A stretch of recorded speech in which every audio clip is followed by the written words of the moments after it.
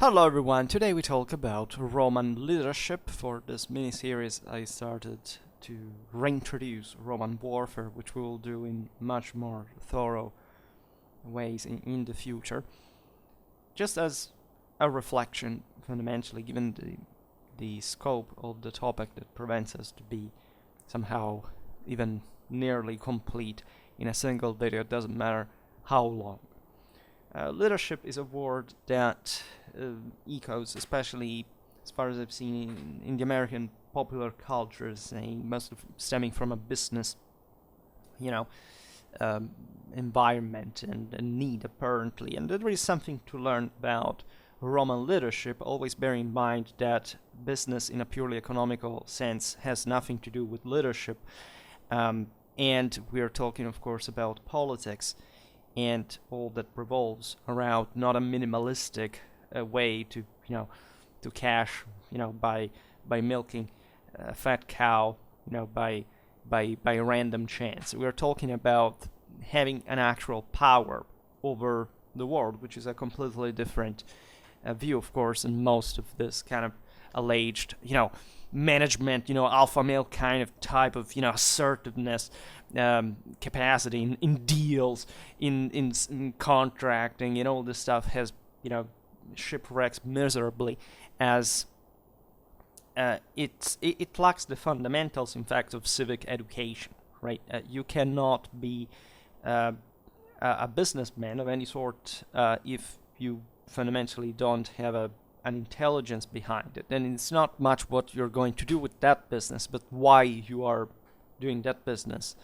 in the first place, which is a bit like the entire point of the situation. But aside from this, I really don't talk about this managerial aspect in the video, if not incidentally.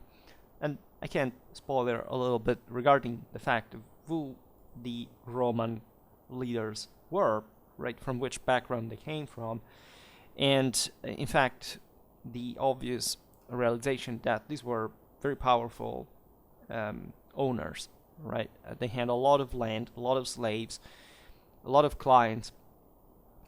Their household fundamentally was a chunk of the state, in itself. So by approximation, we talk here about the so-called republic in the early empire, right? But it's obvious that we'll have to talk about Roman leadership in many other contexts that deserve proper consideration, as much as there was a continuous change in this mechanism. And it's a non-intuitive history, telling the truth, because we all know what was Roman leadership made of, right, and the quality of it. And as we have seen in the previous videos, there was a radical political and religious culture behind the mere concept of world domination that today is mostly used to terrorize the paranoid fourth estate, rather than actually pushing individuals to be able to rule over others, which should be the point of every existence, telling the truth. And the great Roman strategists, this is the apparent paradox, is that we're not career soldiers. But from the kind of questions that I get, I realize that this entire concept is not there. Just the other day in that video on the Roman military superiority, people were asking, one person actually, of course, but you gotta admit that the Romans had the numerical superiority. Rome started from a population that at best was 1 to several hundreds the one it conquered. So first of all, again, I made 2 hours and a half video explaining that in thorough practice, and I still have delusional approaches like this one. Secondly, of course, if you had studied any military history of the Roman empires, any other in the world, you would know that warfare is fought normally with pretty balanced odds. That if you have that overwhelming force concentration capacity, wars are not even fought in the first place. And this is true as much as we talk about force in general terms, which doesn't mean numbers, it means quality. The Romans always had a dramatic military edge on all the enemies at this point that they met, right? I made several videos about this, especially also for the late Roman times, when people somehow think that the quality was going down, and instead, basically, the Romans began at that point to defeat even more powerful enemies that incidentally had become so also because they had Romanized from the Alemanni to the Sasanians and beyond. And again, missing the elephant in the room, again, it's one of the most common mistakes in the process. But again, this idea of comparing, again, apples to oranges and pretending to make points, I thoroughly don't really don't appreciate, right? In many ways that I've heard in this internet space where you have, again, probably the missing element there, that is human will, right? If you understand politics and war as a preset video game battle where you just have some weird bots that massacre each other to the death without thinking, and you think that applies to reality, ignoring that, again, if somebody fights, there is a specific reason, and that, again, even if somebody could concentrate that overwhelming numerical superiority, which is not the case in Roman military history, the point is, what do you even comment on? Right? The fact that having incredible manpower means how good is the idea for which you have convinced people that are everywhere, including the ones that eventually subjugate and then remain under you, to fulfill your will, which is the Clausewitzian literal definition of war. War is an act of force to compel the enemy to fulfill your will. Nothing more, nothing less. It's not about bringing 3,000 times more your own forces than whoever. And the reason, of course, why in general people do not accept this is because, again, from their national socialistic perspective, they're radically obsessed with the concept that there is some sort of imaginary quality attached to some peoples that at the time were some of the most underdeveloped, and but since they descend from and this is valid at different times in history for different peoples at the same time, right? I don't know, if Alexander had invaded Italy in his time, probably would have not met much of a resistance in that regard. Let's leave aside the fact that he wasn't even interested in that, and there was a reason. But things change, in case you don't notice. But there's this obsession, no, there must be something, these were cheap quality troops. I've seen this, right? There is an anti-Romanistically obsessed internet space of people that fundamentally niche with each other by pretending that, I don't know, because an average Central European would eat more proteins than a Roman, which is also frankly not true, because the majority of them were agriculturalists, as a matter of fact, and this was part of the reason why in a broader scale they gave way to Rome in a positive sense, right? Caesar took over Gaul in 8 years, and he surely was not concentrating forces, manpower in greater number than the Gauls. If anything, the contrary was true, right? And you don't need to even look at the numbers of the commentari that you can argue were inflated by some degree. We're talking just about the sheer numbers of legionnaires and the entire Gallic population that the same Romans recognized in that very context, that if they had a political compaction, if they had a moral superiority, if they had a will, they would have united, that nobody could have stopped them, which is also what happened in the course of French history, but not before the country received a civilization from Roman times. And this is the actual point of the story, right? This wargamistic, almost video gamistic obsession with the individualistic perspective, like either it's an FBS or whatever, but that war is not the collective dimension and the moral force that is present within the system, but what 1 + 1 actually makes in a system that you cannot even mathematically sort out, and we would never will, because that's what the Clausewitzian theory is the standard mode which people need to approach, at the end of the day, emotionalistically, what history is, and strategic culture in the first place. I will not make a question and answer video about this topic now, because I kind of already answered in the videos I made, but I made this point now, because literally, like, cut it off, right? It doesn't lead anywhere. You are the one losing in the process. The others probably will too, because they think the same thing, but this is the exact reason why, again, a city, a people, literally from nothing but themselves, could take over a system that was hundreds of times more demographically numerous than the other. Right? It is the same identical mechanism that brought the Romans in power. Right? So there are no alternative stories, capacities, possibilities. You have to deal with what happened historically and answering that. And that's what I do also professionally. So I feel a specific responsibility to tell you, if anything, to try to improve the world in which we live in, to be objective. And this is valid for any other field. That's the same reason why many people today hate the United States, because they're fundamentally stupid. Right? If the United States achieved what achieved, it's because it's been superior to the others. Point. And if you don't like that, and you hate yourself for it, and you know that I'm not American, you deserve to be under. And that's fundamentally the thing. And that's exactly what happened in Roman times and in any other time in which somebody else ruled over someone else.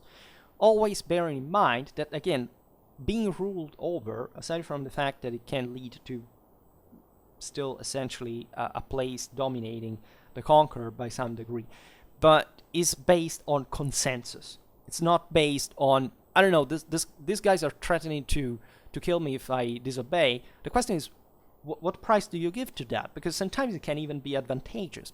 Hell, I'm happy that my country was bombed in World War II because we were a bunch of fascists, and now we're among the richest people in the world, also because we have American bases here. And we are actually free, and we are cooperating freely in that regard. What happens if we want to get bail out of NATO? The United States are going to invade us? No, right? We're just intelligent to understand what is the advantage in ruling over the world in which we can participate. And this is exactly what happened with Rome, or with essentially any other power that held, right? It had the capacity of holding, right? As long as it had something to offer in that regard.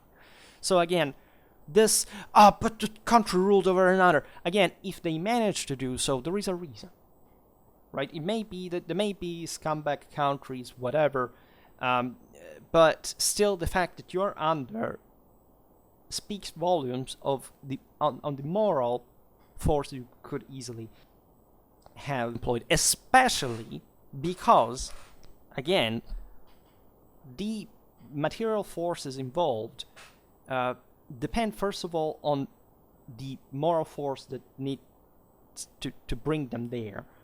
And in this regard, you can't make things work in that situation. So if odds are balanced, like in all wars that are fought, because otherwise we would just be at war for the sake of it. No, we do it because we need to tip balance there, and these odds are dramatically balanced in that degree, again, of, especially we've seen for the Romans in the moment where they were overstretching their power, right, and yet maintaining always this offensive mindset in the process, not actually a defensivistic one, and that is also very crucial for maintaining further what you have conquered. Not all civilizations were able to do so.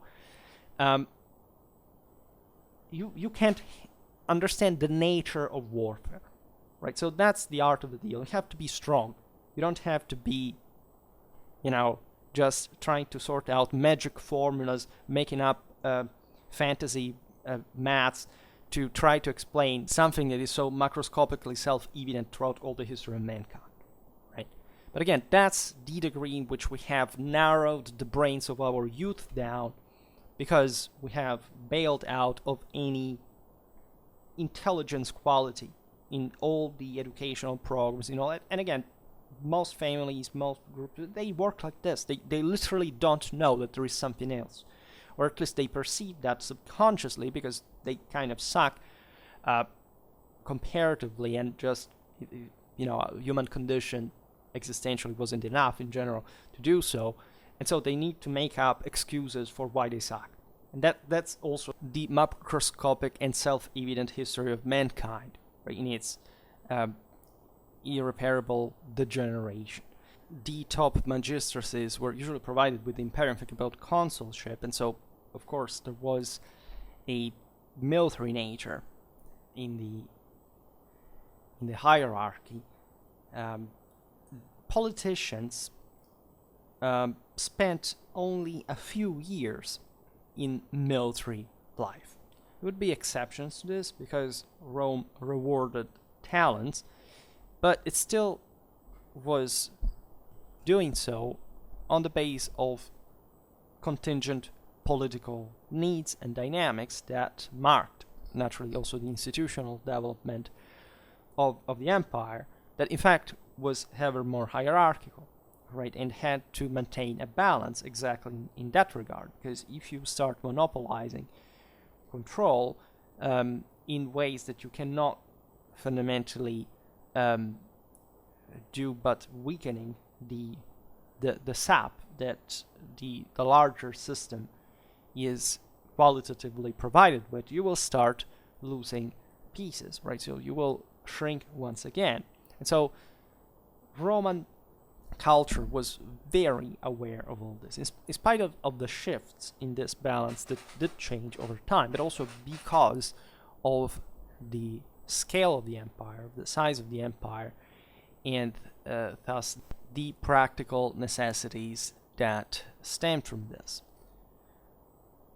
And you know that in Roman politics, military life was always an ambition in some sort. Many emperors are famous because they fraternized with the legionnaires to the point of sharing their many discomforts and the frugal table.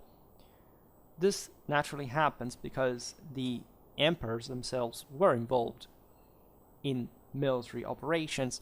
They led the armies, they conducted campaigns, and were present on the operational theaters. So this was considered, as we will see, actually one of the top duties of the imperium holder par excellence.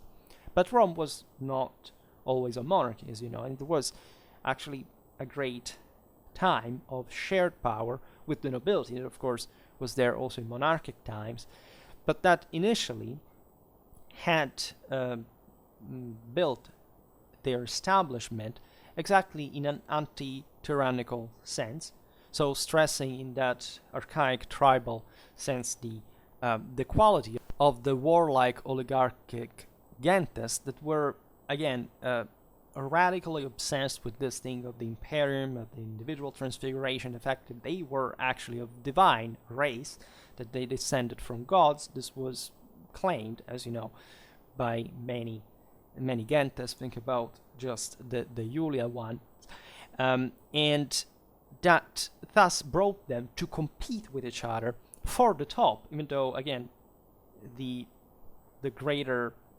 wall was pretty watchful over this. This is not different from what happened, again, in other tribal contexts. You know how paranoid also the Germans or the Celts were from one leader, that after the military need wouldn't revert kind of its power. And we often think this in an almost Hobbesian concept, which is conceptually abstracted, right? You know that in the Leviathan, the entire point is that, you know, he makes all this enormous point that the monarchy must be given power by the subject, consensual, and so on. But the only way he was stressing that, say, monarchic point is, however, literally, you know, once you give power to the monarch will never give you this power back. And the question there, if you think about it, is how is that even possible? Of course people can take it back at every time. But unfortunately, Hobbes has imbued, even though we're talking about a monarchist, the somehow anti-monarchic or anti-tyrannic, rather, kind of view, because of course eventually the monarchy was taken out. So what the one also we see in the British Empire, it's a completely different thing. The parliament was in charge, as you know, after the revolutions, but also in the US, I mean, the fight against the monarchs, the kings, etc., it's based on a lie, that is the one, again, that actually in other countries has been fueling totalitarianism, etc. That is to say, the people is somehow victim of the rulers. The people are the only first of all, the rulers are the people themselves, but secondly, they are the only responsible of any regime that exists. Right, so the Roman one, first of all, should be quite carefully analyzed, because the way, especially after the so-called Etruscan kings, the Roman nobility took over again, right, and was able, however, to co-opt the populace in a way that eventually, during the 4th century, created the manipular system and this, steam-rolling machine that started literally from one city to conquer the entire world around, non-stop, for hundreds of years, successfully, and maintaining that for other centuries. The question is, there must be their formula that we will try in part to answer this here. In many ways, the secret was balance, was essentially maintaining high standards of rule, but also of resistance, right? A political negotiation, something that was making both sides winning, and of course, the obvious resources to satisfy everyone in the process had to be taken from the outer side, and you had to convince those other people either to die, and in that sense being, having to die in order to crush them, but to especially convince them to fulfill Roman will, as von Clausewitz says, thus developing an ideology that, as we have explained, in the history of mankind has no parallels, and that allowed the Romans to succeed morally, as moral forces dominate war, as von Clausewitz also explains. And again, I repeat myself, I don't know how many of you watched the same videos, but I made a specific video on the Fortuna Caesaris that explains there how the Romans had developed essentially an awareness of the fact that if you don't gamble, you cannot ever succeed, and that if you do not habituate yourself to gamble, so if you do it with an inadequate means, you will fail, and instead a military culture, a people in general, that sees properly in the use of its military instrument a constant in their metaphysical role, well, has definitely bears its own fruits, let's put it in this way. And in fact, Rome's ambitious military commitments required not only a considerable number of troops, right? You always remember, in order to fight a war for all men engaged, you need at least other 2 in reserve, and the wars that Rome fought throughout the centuries were incredibly demanding from pre-industrial systems. Like, they started as a city with literally just urban resources, the ones, of course, of the countryside, but already with neighboring cities that had the same, against other peoples, leagues of peoples, kingdoms, empires, confederacies. So we're talking about an array of cultures, of civilization there that had to be beaten, of course, not just out of a random card game, but literally finding their Schwerpunkt, and we will have to make a video to explain what the Schwerpunkt actually is, because people just, I don't even tell you what they think when they see von Clausewitz and Schwerpunkt. First of all, they don't even recognize it. They just think that I'm German, and that's apparently to them the only important thing that for them the entire channel is. And that, again, this is part of what I was talking about before too. So there is a Western civilization to learn about, right? Not to pretend to be without having opened a book in your life. You cannot be a Westerner if you're not highly educated. This is what the Roman nobility themselves thought, right? Educated, of course, in war rather than letters, because letters were thought to be mostly a degeneration of that direct knowledge plus action that you needed to take. But, of course, in order to create a civilization out of archaic times, you you needed also to be highly educated in very practical ways, as the Romans were capable of showing. So that also was an important part of their success, because we're not talking about barbarians, we're not talking about the most civilized people, but something in between. And that overlapping point, right, it is incredibly difficult to maintain in balance, right? Very few times in history you have that. You can argue that any military success in the history of mankind was a coincidence of these two elements, a perfect overlapping, not shifting too much just towards the action or just towards knowledge, but being able to perfectly overlap them and cultivating them as such, right? This is a very important moral and scientific acquisition that we are hopefully, but even though I don't see this at all around, reassessing, at least, anything that we study from a historical, political, moral point of view suggests, if you don't want to say confirms it, as a matter of fact. And this other overlapping it's not like if you leave it, you feel it. If you have never met it, you don't know what it is. And consider that the world in this regard had not ever seen what Rome achieved. Right? It's like a bit nobody had seen what Alexander had achieved, though, individual, in person. That's also why the Romans were actually in love with Alexander. But also they did something that went beyond in many ways. Because, indeed, given we're talking about the greatest commander in the history of mankind, the Romans wouldn't succeed, again, out of this pure almost militaristic quality. Say, a Macedonian king of the 1st century BC was just about war.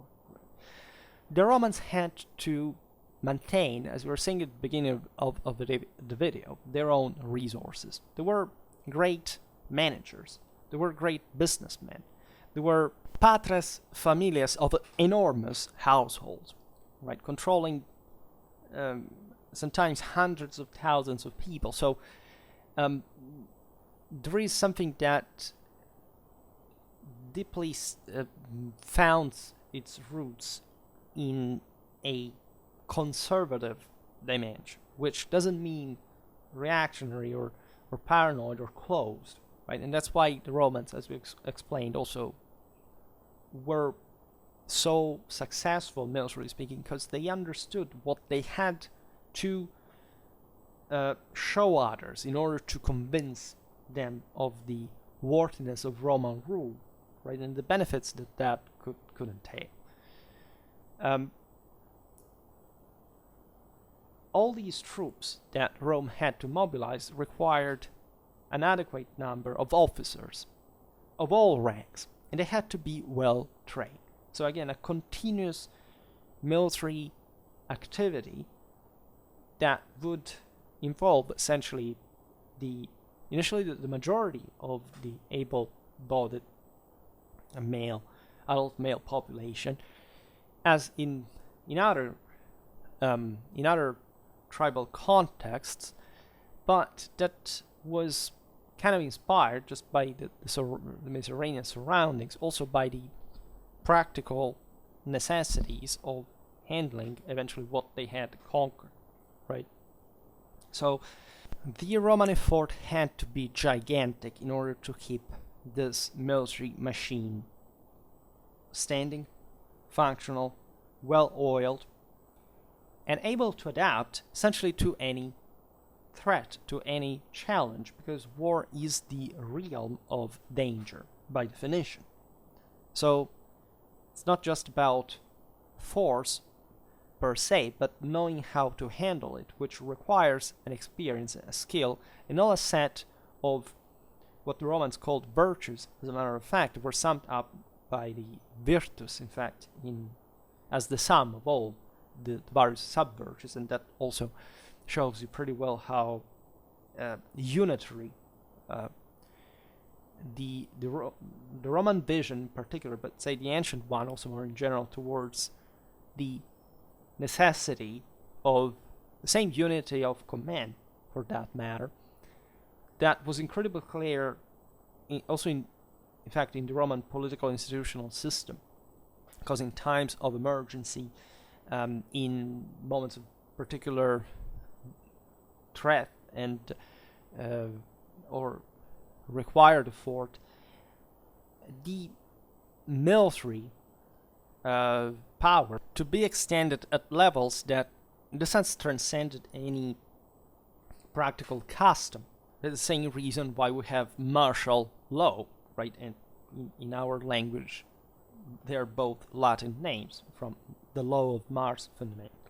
Thus, from a people constantly in arms like the Romans, we would expect such important roles to be entrusted on the basis of military competence. But this was not the case, exactly because of what we said. Like in a completely tribal context, you would have, even there, actually a specialization of governmental branches of some sort. It couldn't be at war all the time. There were means to mobilize the entire population. This was contemplated also by the Romans. It was actually a much more frequent need than, of course, in later history, for reasons that now we can't also digress on. But you understand that the world was much more directly aware of the link between politics and the use of violence. Today, the average fourth estater can live in a world complaining about an authority and a discipline and order that practically do not exist, if not out of a broader civilizational common sense. And so, even if a random idiot can go astray and do something stupid, we blandly punish him because at the end of the day, we're not in turmoil. At the time, and in any time of emergency, the first need, especially of the people, that is the one that doesn't fundamentally invest their own time in war constantly, because they dedicate themselves to other mansions, including supporting the military elite, just as existed in feudal Rome, which essentially was the archaic era, in the same way we see other ones, but you hardly even hear term it like this, because we decided to think that it was another thing, but it wasn't.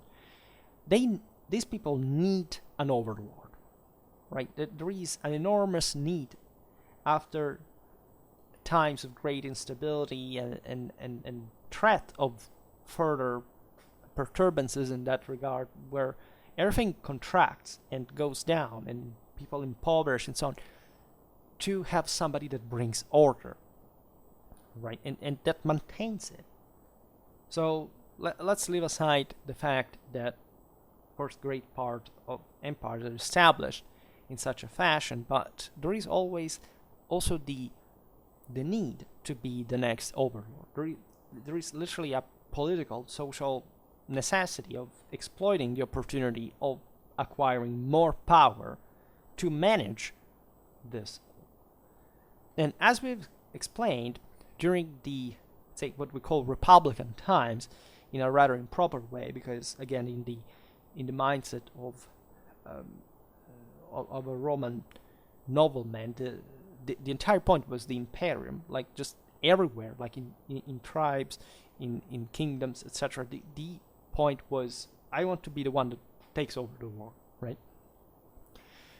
The political cohesion was usually quite high, right? There was a very high moral standard dictated by the fact not just of so-called metus hostilis being always present and making up great part of the sense of Roman spirit, but in fact also this reactive capacity that brought the same Rome to expand, right? They understood that if they stuck together as this essentially military oligarchy and succeeded in co-opting the very large popular forces over which these gentes lorded, they could extend Roman power to an unprecedented scale, in this sense giving something for the populace to fight for and becoming more powerful as individually from an oligarchic point of view. The Republican era was the most expensive phase of Roman conquest. It would tend to decrease as armies became professionalized, remaining, however, relevant throughout the course of all Roman history. Because most of the problems they had, actually, we also share, right, by different degrees, right? Just we, of course, noticed that aside from important land masses that were acquired, especially in the West, think about Spain, Gaul, and Britain, and basically the entire Danubian regions, the main interest of Rome, of course, lay in the most developed, prosper, and resourceful areas, right? Rome, in this sense, managed to keep control beautifully, especially over the Mediterranean. Literally, you do not find piracy from the late Republican civil wars to the 3rd century crisis in any relevant way.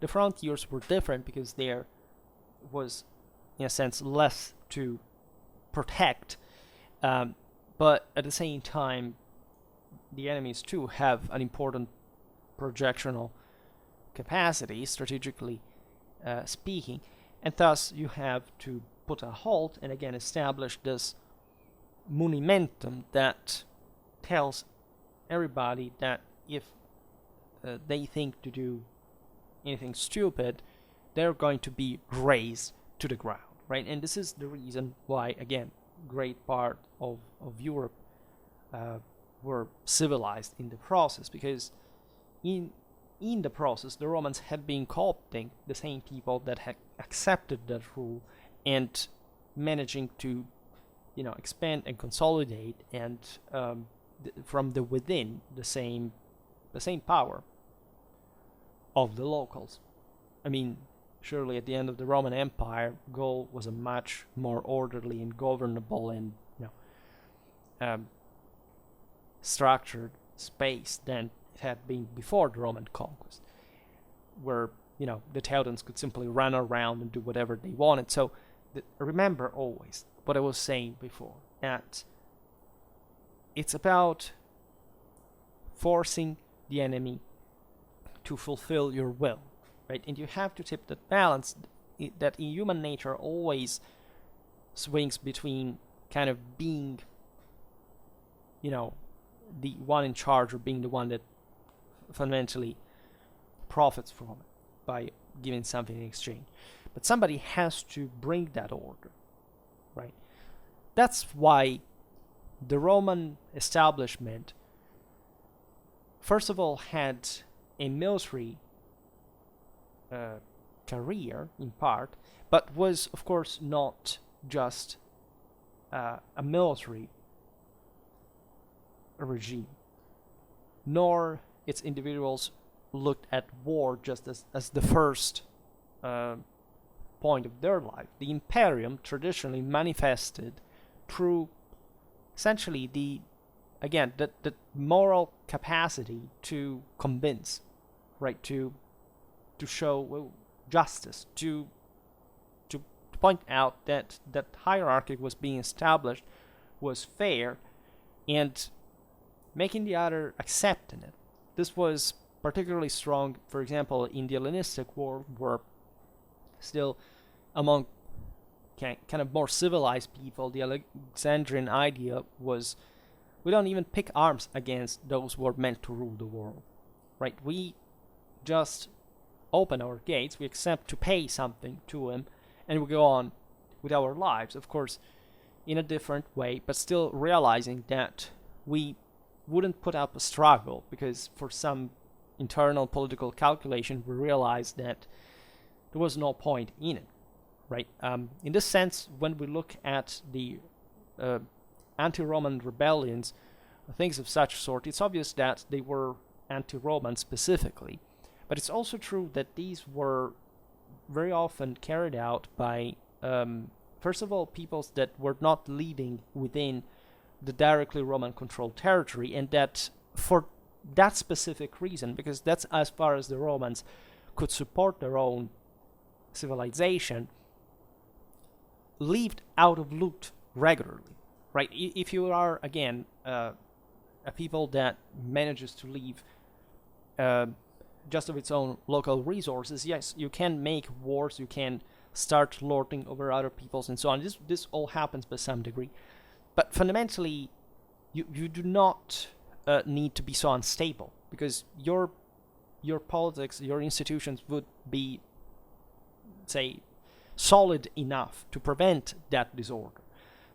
You wouldn't run out of resources for needing to go at war to loot it from other people, right? So, and that's the difference that you can see also with Rome, that surely brought to Italy and to its establishment an enormous amount of resources, but that was not meant to destroy what they had to rule over.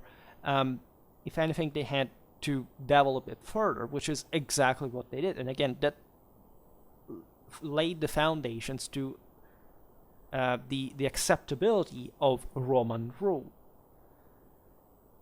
by the locals, that were the same ones that were cooperating in the process.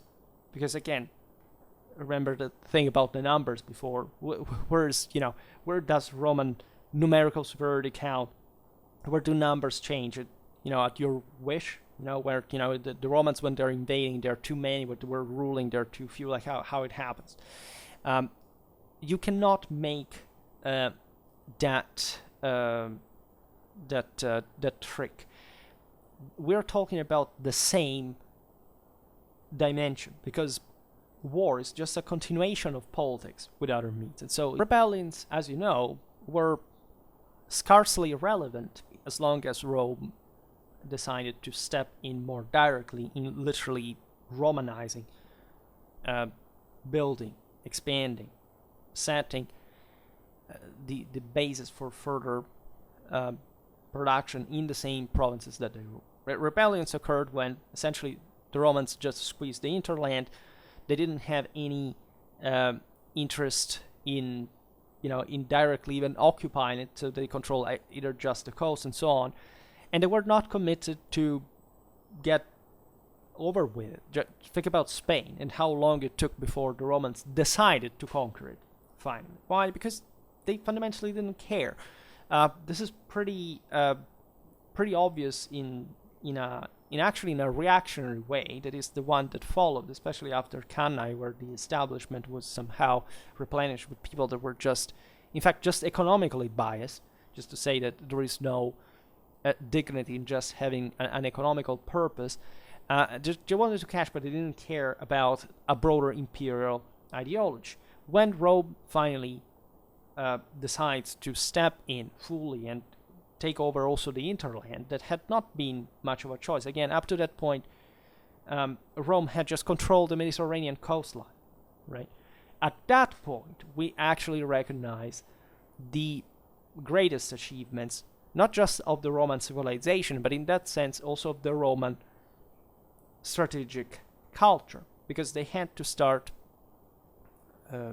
occupying permanently, to have a professional military, to keep it supplied, to again give those reasons that we were talking about before. And again, what I'm talking about by degree was present throughout all Roman history. Just look at what the function that the Allies had. The Romans had constantly more foreign people fighting for them than their own. And again, that's not something that you can do if you don't have a good idea going on. What counted, as always, was the commitment to invest in that work. It was not just a military one, right? That's just a tool of politics. It's just one of the things. You can't even argue the Romans were obsessed with war per se. They were obsessed with rule per se, just like any other ruler in any time, or at least I say obsessed because, again, there is actually a personal inclination that can be more or less functional to that kind of constant commitment. But it's obvious that there is, again, a civilizing principle behind the idea of controlling as much as you can, because you can functionally display the capacity of achieving it, and so why don't you do it, right? Isn't that the better thing that you can do always?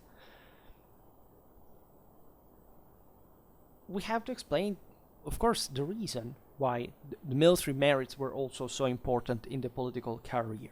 We could, again, explain this in philosophical terms, because it's obvious that the military experience provided the Roman establishment with a specific idea of how also the intrinsic mechanisms of the empire worked like, and of course much of Roman power was held through military deterrence, so that was also the greatest expense of the Roman state, as the military was its more efficient branch. That's yet another thing to consider. So civil glories were not secondary to the military ones. They were just a reflection of each other. Again, that's where you understand Clausewitzianly what, and we were talking about it on the foresight of Roman strategy the other day. Just to stress this aspect, the Romans had very clear in mind that without the use of force, you cannot be politically effective. There can't be a culture that simply says, okay, at this point I will wash my hands of any military activity. I'm just perfect, I will live with it. That's what the Greeks did by thinking that, again, you can solve everything just with pure knowledge, by some degree. Again, Thucydides literally states that by claiming that discipline is everything, and that kind of warlike spirit that still would animate the Romano-Italic peasant soldier for centuries to come was not, even as a barbarian relic, was not necessary. This is not China that literally builds a huge wall just with the purpose of creating a line of defense. The Romans were always nurtured in strategic culture and aware in that sense of the value of the initiative, of aggressiveness. As we've seen, they wouldn't even guard their own frontiers in a defensivistic sense. They would always think that they had forces that they could readily project wherever, and that exactly because they managed to keep them in shape for that purpose, they would manage to control, again, spaces that cannot even be measured, because, again, if you station legions on the Rhine or on the Danube, you don't just control who is from, let's say, the Roman side, assuming that you would even conceive the word like that, but also the ones from the other side. And this was, in terms of cost-benefits ratio, surely the most effective policy. Right? This is not a matter of how, again, a Roman legion was equipped, etc. That's just, again, how it has to be functional to carry out, however, a specific objective that is something you have to define politically. And that's why it was so important to have that clarity, to have an idea of the forces that agitated in potential within this enormous empire. And you needed to have a political career as much as you needed to have a military career. Because without the two, you wouldn't be able to understand the very mechanism of the war. What's the consequence of it? It is, of course, a good enough of all things, as every person is different. They would develop different, let's say, characters. We can say there were definitely individuals who were much more militarily talented than others, that maybe also in the sense were not even that politically versed instead at the same time. And Rome again was able to leave the adequate space to this man. But the practical reason why the Roman office, government office system that we all study, etc., in a rather kind of empty, sclerotic fashion, was actually filled with these concepts and model in a time where Rome was ruled by the nobility that, in that sense, as we have seen, wouldn't accept a sole ruler to diminish, let's say, the power of the various oligarchic houses, even though, again, in practice, they were always trying to take each other out, or at least there was, as long as this military system worked, enough space for everybody. But as you understand, there is, as we were saying before, at the end of the Republic, the need to bring this to another level, statally speaking, and that can't be done with a Senate that basically doesn't even control anything outside its gates by the time of the Civil War between Pompey and Caesar. And that requires a wholly different view of what Rome has to be, including, in fact, the relation with the subjected peoples. You cannot study Caesar's Gallic Wars and not realizing that Caesar had a positive bias towards the Gauls, contrarily again to all the paranoid people that say, it's Roman propaganda, Caesar hated the Gauls, whatever. Surely Caesar probably didn't think much about the Gauls per se, but actually, for anybody who has at least read the work, perfectly knows that depicts them in a semi-heroic way. I mean, there is a point there to be made in Rome to say, look, these peoples are ready to be Romanized, are ready to be civilized, are ready to be integrated as further soldiers.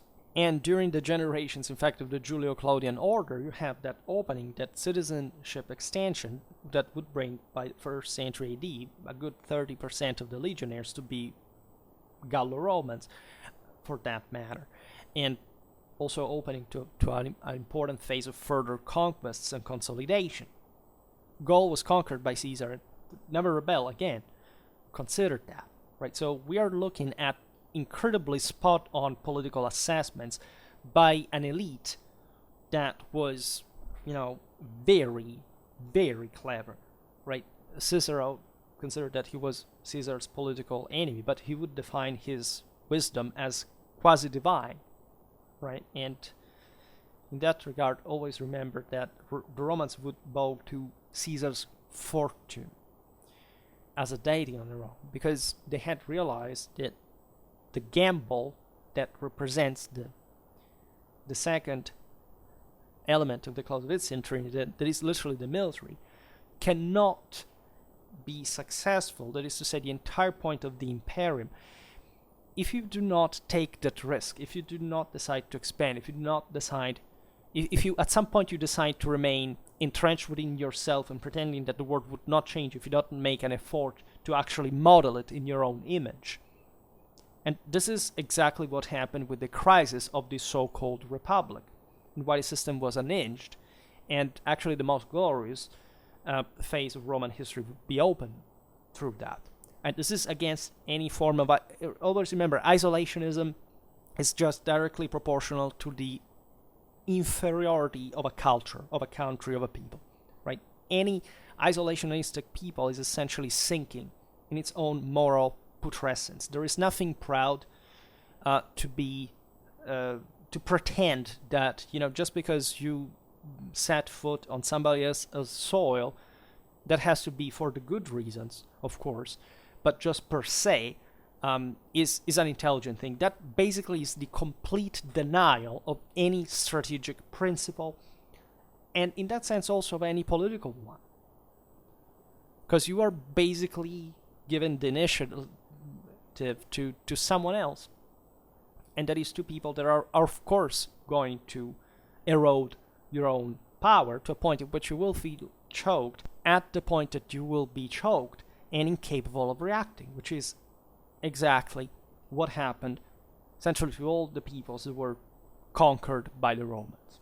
And that's a brutal thing. By the way, I'm making these videos in the obvious acknowledgement that the Romans would carry out some of the most brutal massacres and enslavements and conquests and occupations that you can imagine, because it turns out that with some peoples there is not much else that you can do. That stems from a pragmatic realization that the Romans, especially, just speaking of Caesar that we mentioned so frequently, that essentially left us with the Gallic Wars just one of the top manuals of counter-insurrection in the history of mankind, well,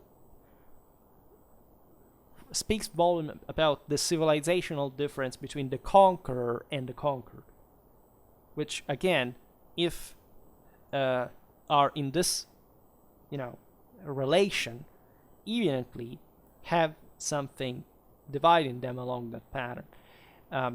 Whenever somebody starts a war and fails, because of course it's at the head of a people that doesn't understand anything about the world, that doesn't know, doesn't act, that literally doesn't know what to do. Well, you don't have a leadership. You have just a farce that you have to essentially carry on, because otherwise, you lose power at that point. We're essentially weak. And that's the entire point. But we live in a world in which people, again, do not understand the difference between, the Americans invading and occupying Afghanistan for 20 years and simply one day deciding to pull out for the wrong reasons, in my opinion, and the magnitudinal scale of military disaster of Russia invading Ukraine, right?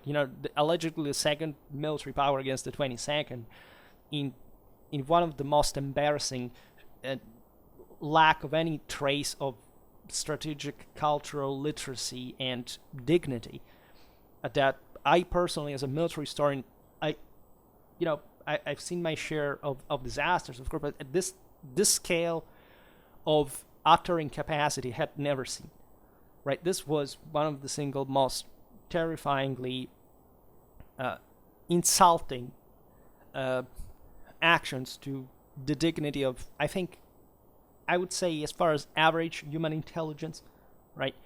And that's essentially what we're missing today. And I'm not saying that other countries are that better, right? Not understanding where's the moment and being able to risk and knowing how to invest in it, especially when you have the resources, speaks of that lack of moral forces, right, of commitment.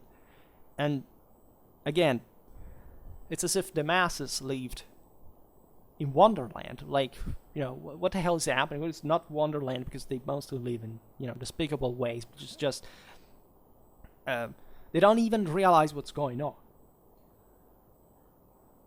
Being in an establishment where you have been, if not at war, but at least in arms for some years, and then coming back to civil policy is a great way, first of all, to kind of homogenize the let's say the establishment esprit de corps by some degree, because you essentially create a ruling estate that has gone through essentially the same path, and that is strictly evaluated on the same patterns that everybody has, right? So not the idea that everybody's good with their own competences in different measures and different degrees. Of course, this is true only when there is a hierarchy, not when you compress hysterically people that basically don't even know how to talk with each other, trying to think that that's, diversity and that's how things are going to work. The Romans, as we've seen, had actually a very far-sighted approach to all the various peoples they encountered. Also from an ethnographic, cultural anthropological point of view, they were interested in the peoples that they encountered because they were exactly assessing that civilizational potential that could be in them.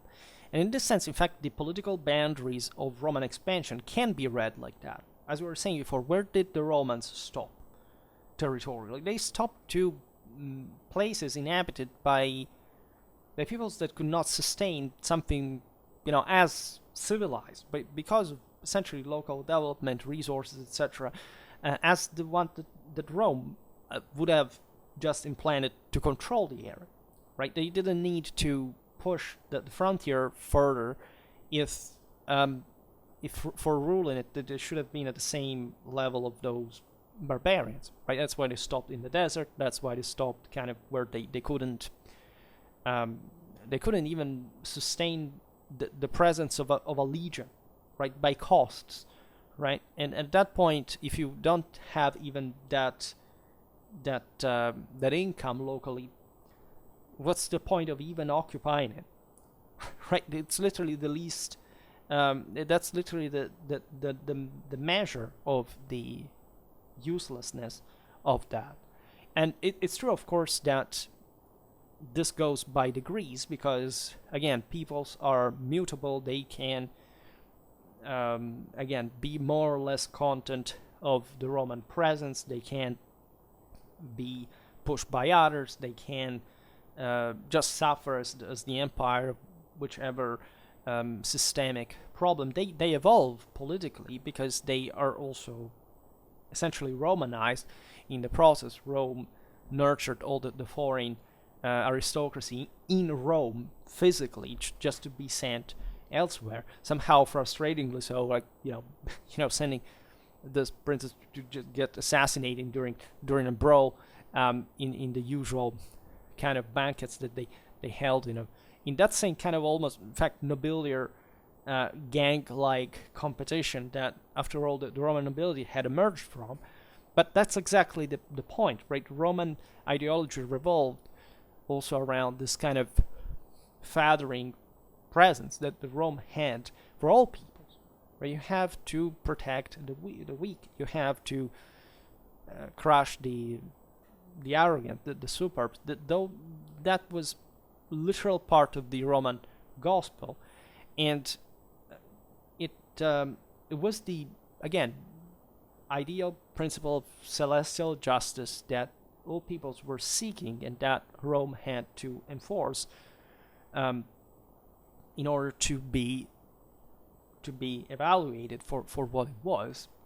And so the pragmatism of Rome exudes from literally every pore, right? From the military, from their law, from their infrastructure, from their politics. Thus, the courage demonstrated in battle, per se, was rewarded in Rome, was revered. Triumphs were carried out. This brought essentially imperishable fame together with them. In turn, this would be the foundation of the cursus honorum. The relation with the imperium here is complex. We will talk about this now in a while, about properly the emperor's role as the first soldier. But as long as the nobility shared the government of Rome, this military test, especially of the young people, right, was from the most influential families, was one of the most coveted achievements, right? The military assignments led straight to high-level positions. To avoid two bitter conflicts that always existed within the Senate and the people too, the changes of commanders were a rule, right? Even to the detriment of important military principles, right? That's why eventually what we call the empire was established, because it's the same reason. How did the Romans make to pass the 2nd century recruitment crisis, right? It was obvious. It was by creating a permanent army that would entail, at that point, a pretty powerful force that the Roman warlords at that point, having become much more so even than before, especially in an organizational sense, like in a true investment in that kind of permanent activity, could make leverage on our internal policy. So it's obvious that a 4th century Roman senator was, say, a true warrior, also in an athleticistic sense. They were all knights. As you will see, equestrian education was crucial in Rome. Still, again, this is something I care particularly about. People still believe, for some reason, that the Romans weren't like they didn't have a strong cavalry or anything. But traditionally, right, the entire archaic history is marked by one of the most impressive nobiliar equestrian cultures in the West. Now, it's obvious that as long as the nobility had the shared system, the military service was a sort of ritual test. It was on a larger political and social scale what would happen in the early warrior brotherhoods of tribal times, where the youth was literally sent to skirmish in front of the battle line to test their fanaticism and devotion for the universal divinity. This was a sort of that. So it was actually the skirmishing role, and that's why, as long as Rome remained somehow conservative, where her power was enough to threaten, especially the coastal centers of the Mediterranean, but not getting involved permanently in the occupation of the hinterland. The thing, properly the military involvement of this entire system was more reduced. Again, hence the 2nd century recruitment crisis in many ways, because the aristocracy had monopolized everything, the people had impoverished, so there was a moment of literal contraction in which Rome had also to be radically brutal, for example with the destruction of Carthage and Corinth, that were not even technically strategic objectives, but they were political scapegoats in a sense, or sacrificial victim in a broader sense, to show the rest of the world that if Rome had wanted, it could simply, and they would in fact simply massacre without any regard for anyone. And that's actually a pretty logical way of making things work, and that's also why the Roman Empire lived on. But you understand that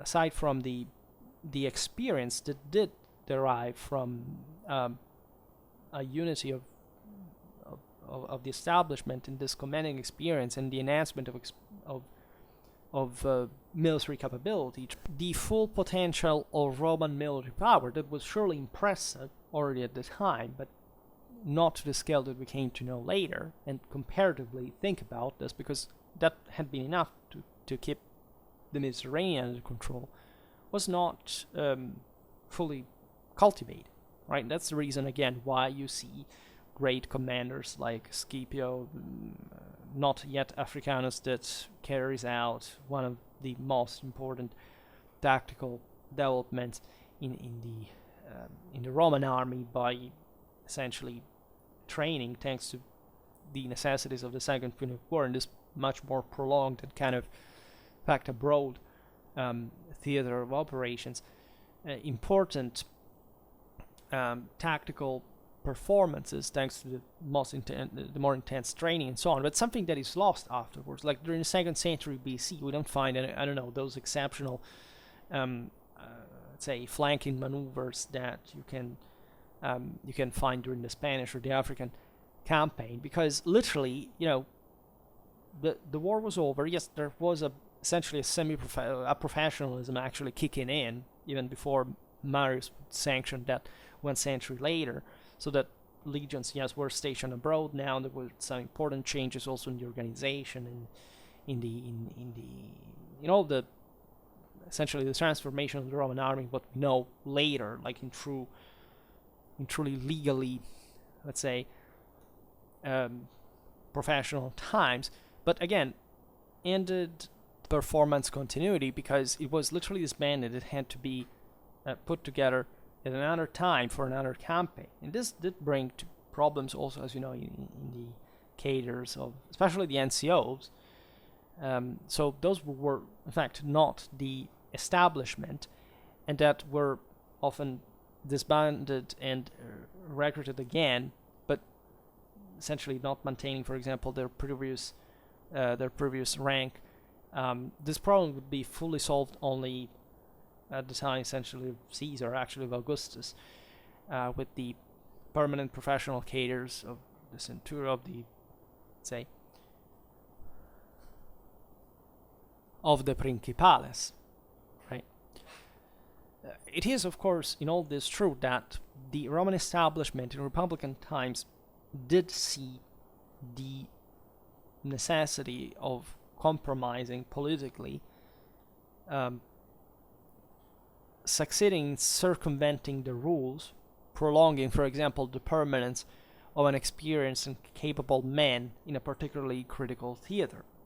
Right? Scipio is an example, an exceedingly young consul, but hey, he was making his job. And as you know, at that point, the Senate was dramatically split between those, like Quintus Fabius Maximus, that was just carrying out kind of a conservative policy for the Romans not to get out of Italy permanently, and equally failing in that mindset by just deciding understandably not to face Hannibal in open field anymore, but just strategically not, in that sense, doing anything but scorched earth.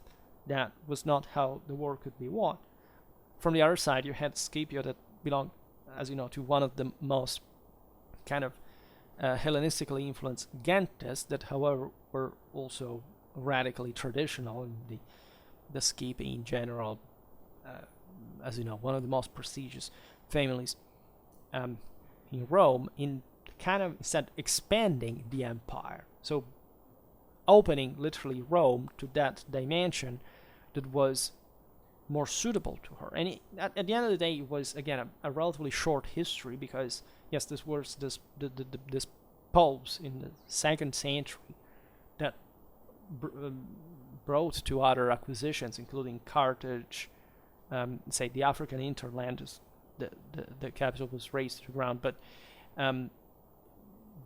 of course the first strategic needs of consolidating something was not just the coastline, but the decisive step would be resumed only when the same Roman political system dramatically privatized, where in fact the Gentes private resources were invested for, at that point, paying for the levies of ever greater forces on their own base, not much on the base of what was put in common in the Senate as well, and thus managing to break this resistance and bring into further expansion that, as you understand, is accessory. Like, Caesar conquered Gaul not because he had any specific interest in it. If it had depended on him, he would have invaded Dacia, because that's what actually he had initially planned to do. What he needed Gaul for was taking power, overpowering Rome. That's the Clausewitzian thing, right? War is nothing but a political instrument. And thus, this shows to you how, let's say, not secondary war was for Rome, because again, the imperium on which the entire Roman culture was based identitarily was exactly the capacity of waging war per se. But how, in this sense, the scale by which you would essentially employ your forces was part of a much more universal goal that was an internal as well as external domination. Was the establishment of an order had to reach essentially a divine scale per se. And in this sense, wars of conquest would just follow just because, right? You can use those forces, you can win, you do it, you succeed, you keep succeeding, and so it seems a rather obvious thing at that point, right? So in this later phase, the power of military legates increased, right? Think about proconsulship. So there were literally institutional tools to protract, to somehow use a prop even to extend your control at that point, and also privately through non-military means in provinces that you'd essentially just start managing on your own, investing on your own, and the Senate just accepting that, because again, you were just sharing power as you had always been. But now with means, given also that Rome was controlling an ever greater amount of wealth, so the motivation to regulate this further, to bring order, and not to let kind of parasites taking advantage of this, and having a much more steadily hierarchical system to manage the whole thing, would bring even the military figures to be essentially career commanders appointed by the Senate on the recommendation of the magistrate in charge. So it's as if they had, again, simply represented a secondary element there that instead was actually increasing in relevance, in importance, and in literally the professionalism and the careerism that was needed to make this man very effective, also from probably a military point of view. And I am cutting all these things. In fact, they were separated dynamics, but of course this was just the normal, gradual evolution of a system, again, that was capable of spotting ever more remunerative praise, let's say, and that they would need to seize and to control and to regulate. It should be remembered that the predisposition to command, especially among the aristocrats who monopolized the official cares of the legions for a long time, was learned in the family. How? Well, through the administration of the properties, the command of the slaves, and the government of the activities. Right? Management skills constituted the sense a sufficient requirement for a military career, especially if combined with the years spent fighting in the cavalry, according to the cursus imposed by tradition. All these elements had a functionality for the state as well. As we've seen, the Roman gentes were these great private clans that monopolized the same institutions and shared them accordingly. They essentially owned an enormous amount of wealth. They had been, in this sense, the primary cause of the so-called recruitment crisis, because Rome had conquered as a city an enormous amount of land that at that point would become public in theory, which meant that if you were just the last of the Romans and could, say, build a hut in a given place of this ager publicus, as it was called, that land was yours until the state at some point could knock at your hut and say, look, we need this land.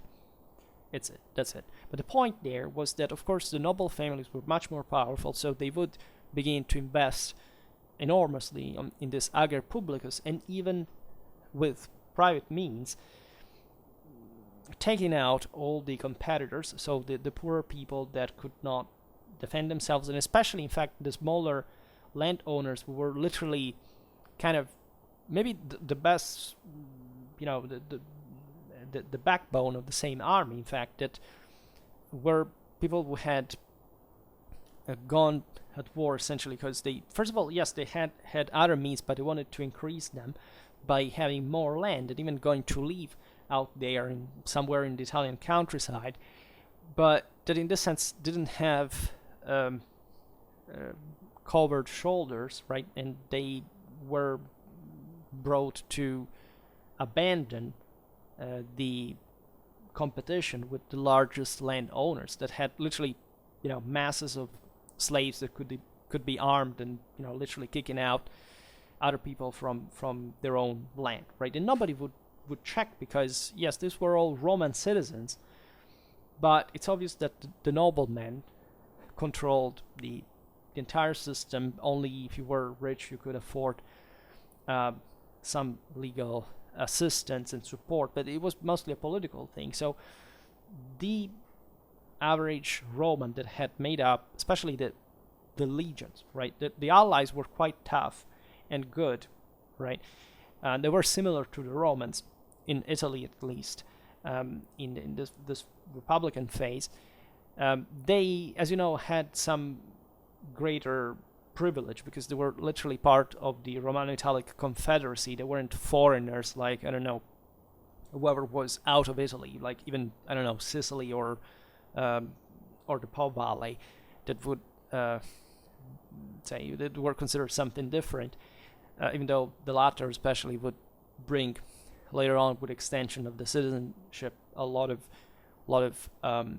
new recruits. Like, and these were literally Gauls or Gallo-Romans at that point, because the citizens were rewarded also with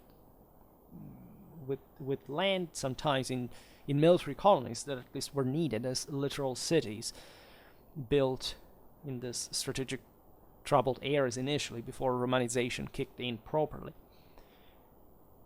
So what the decay of this kind of middle class entail is that all these masses of Romans began ever more impoverished. When we look, for example, at Spartacus revolt, many people think, oh, that's the slaves, the gladiators. There were actually Roman citizens doing it. This is a part of the story that is not said, but if there was that success was because of the condition of the Italian countryside, right? Was a social revolt in a way, not talking about the Sulci that literally made, in fact, a war for earning their rights of full Roman citizenship. That's another thing. I'm talking about the fact that the average Roman citizen had dramatically impoverished by the time of Marius, so that the entire thing was making, in fact, accessing the army, the so-called proletarians, so those who literally had just their children as their possession, because the previous system was a democratic one, was based on how much wealth you own, and just on the basis of that you could serve as a privilege, as a matter of fact, in the army, whereas being sent to Spain, essentially, just not coming back in a place that the same establishment didn't give a damn about, or in Numidia, etc., was not surely what an average Italic farmer would have liked to do, also because they literally couldn't pay for their equipment anymore. So the privatization of the system and what have been called the system of the Roman warlords, and I think about Marius Sulla, or the first, the second triumvirate, etc., was of course the reflection of this. The single most powerful families of Rome they owned the land, they owned the resources, and in this sense they had managed to form some systems of clientele within their own same possessions, for which, if you were within the clientele of a powerful family, you would have your own chances to work also, as a civilian, etc. The freedom was important juridically, also given that there were lots of slaves and other kind of shades of citizenship in lower levels, and also joining his legions, the ones that he would essentially get permission from the Senate at some point to levy, but it was factually levying, yes, in part with the same public money that was in that sense granted in part, but in practice also recruited within the same clienteles. And it depended on them, right? And so at that point, the Senate gradually, as an institution, lost that power, right? Or at least, it was still an oligarchic establishment that couldn't oppose itself to the major warlords. That's exactly what happened during the first triumvirate. And after the death of Crassus and the revolts in Rome, it was evident that just Pompey could maintain order. And so factually, that's the moment in which what we call by approximation the Roman Republic dies. And at that point also the showdown with Caesar and so on. Right? So what happens later is, again, this monarchic system, still with a nobility, and then a popular force that is also the one from which in fact the legions are drawn from, right? And all the issue of the land, again, that after the Marian reform, it was not like before that you needed land to be in the army, but now you needed to be in the army to get the land, right? And so this encompassed perfectly the entire political social system as a hierarchical model. And that's the one which what we call the empire institutionally was founded by Augustus, in a way, or at least put together, refined, regulated in that monarchic fashion that we know. Where surely the nobility still had its space because it had not been wiped out, right? It was still a matter of, having finally established it was a ruling dynasty of sort, even though it was not seen like that or formally like that. Augustus would have never done like that. Augustus was conceptually just a primus inter pares among the many noble semi-gods that the patres familias of the various Roman gentes had embodied historically since Romulus times. But in this hierarchy where the imperator acted as a medium between God and literally the world, right? And so every Roman power is essentially a manifestation of God through this elected individual. This is how the thing really happened after the civil wars that had, as we were saying before, also exasperated the system, right? That's why a new establishment was needed by the same soldiers that were rewarded. The Roman colonization went on, as you know, and that full liberal order of, let's say, further expansion, so including these other elements were willing to fight, etc., was finally extended, and we remember it as the moment of greatest, in fact, accomplishment of the Roman Empire, in spite of the nobility that was always trying to kind of to break a little bit to stem this enlargement of power. So as for practical capacities, it's obvious that the great Roman gentes were skilled in administering these huge properties scattered all over the Mediterranean. They lived literally in households where they were, even as kids, given slaves to command, to abuse, to properly to experiment that human power and its limits and testing it. And of course, it was a world where violence was all around. There were gladiatorial games. There was just life was brutal. The political strifes were also quite lecturing in that regard. Thus, the military career was framed within a broader existential experience that entailed that management capacity. Like the establishment was nurtured properly to be able to do that. That's why also the Romans were so advanced, because they were the expression of an advanced civilization that was still based dramatically on the idea that control, that order, and authority and discipline were the core value of such, in fact, divine legitimacy of power.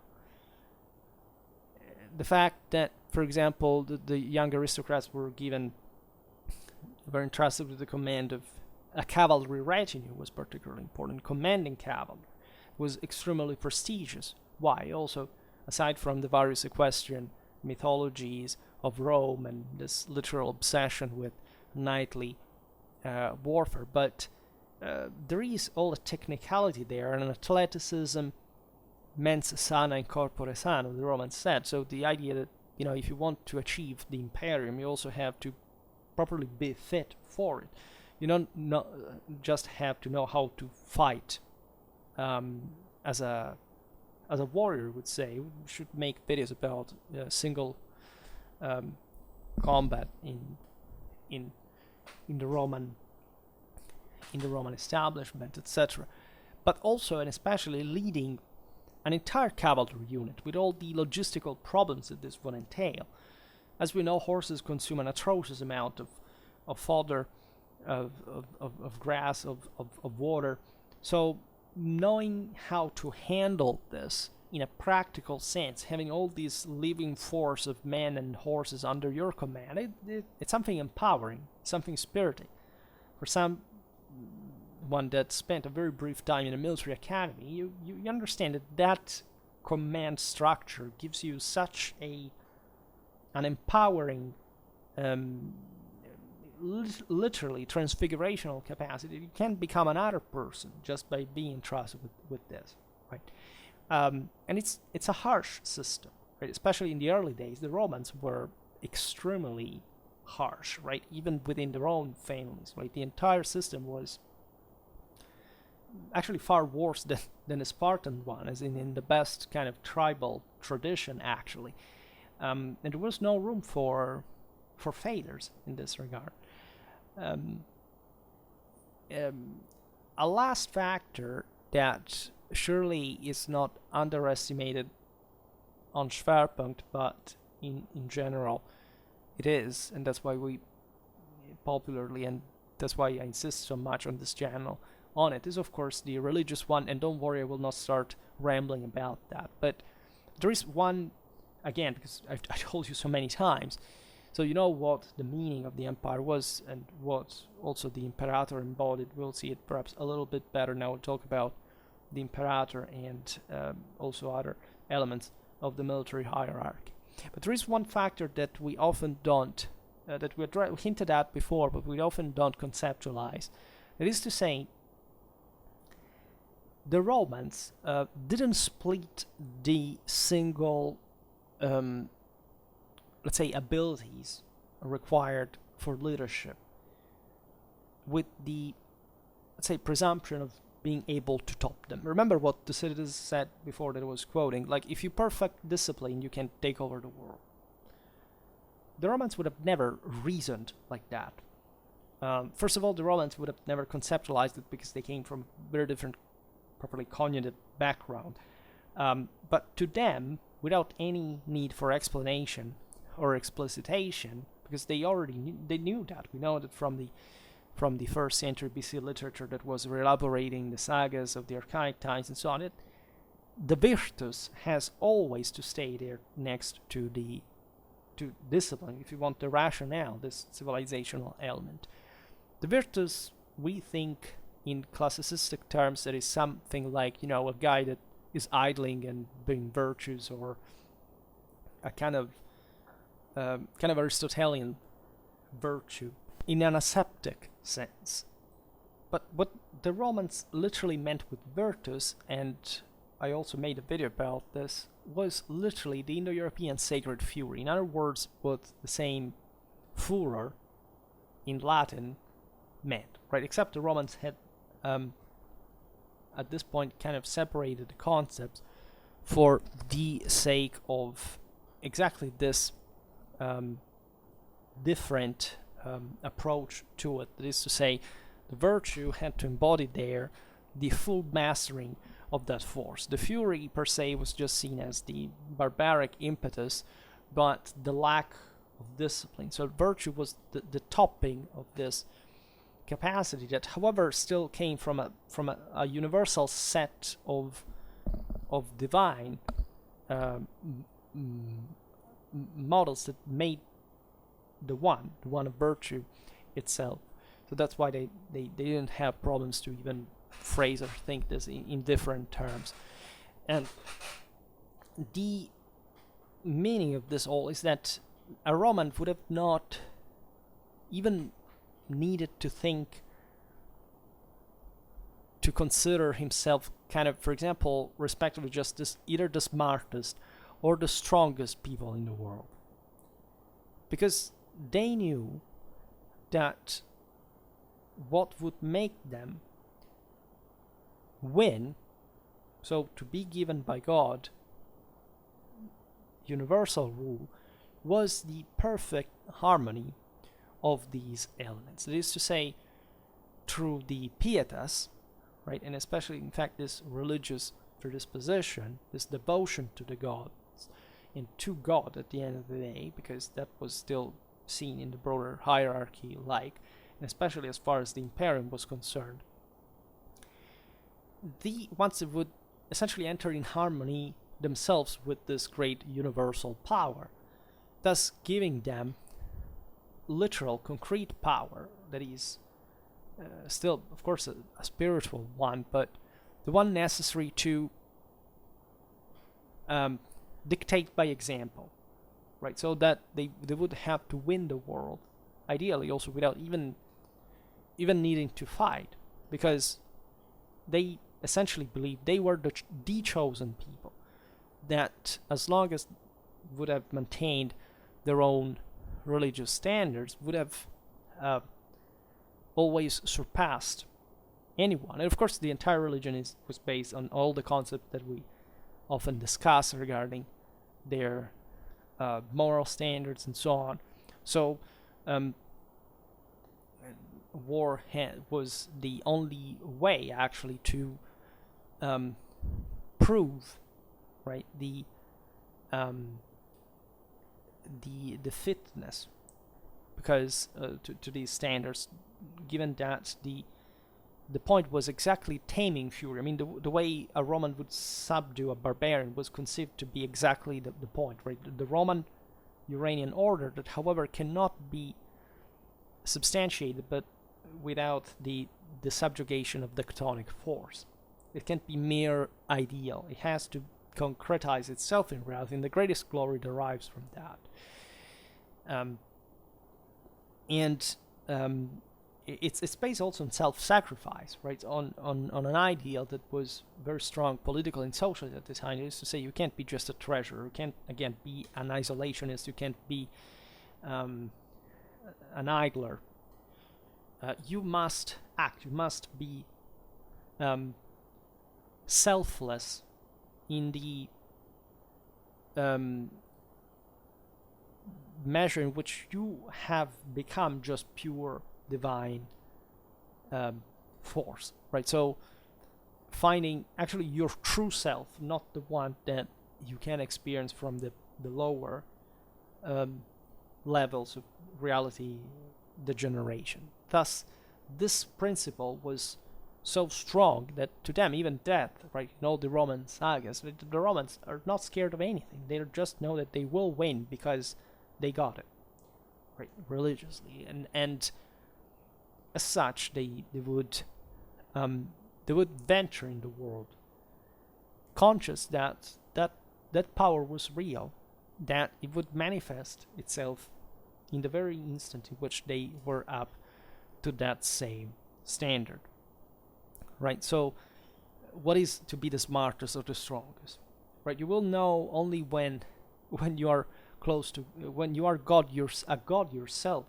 transfiguring as a glorious imperator after that, just like Romulus, pretending that you're the smartest or the strongest would mean that you are just measuring your accomplishment not by divine but human standards, and thus that's meaningless, right?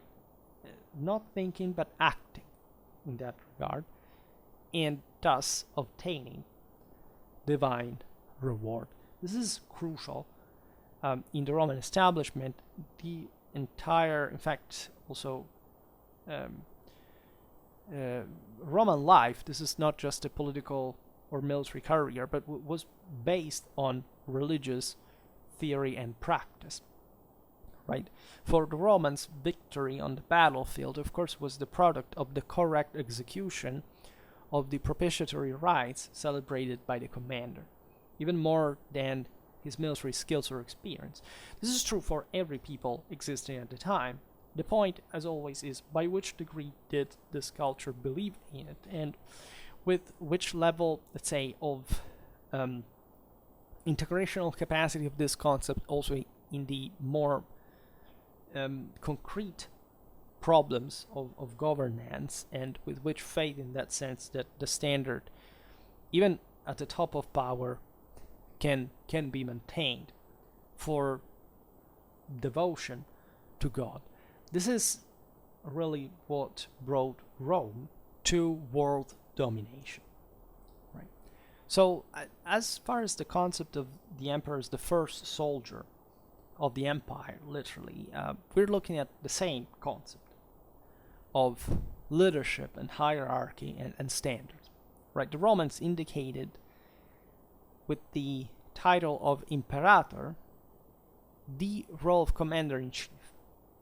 This could vary because, as we have seen, in the Republic there was no such thing like the monarch, right? Originally, the sacred king had the same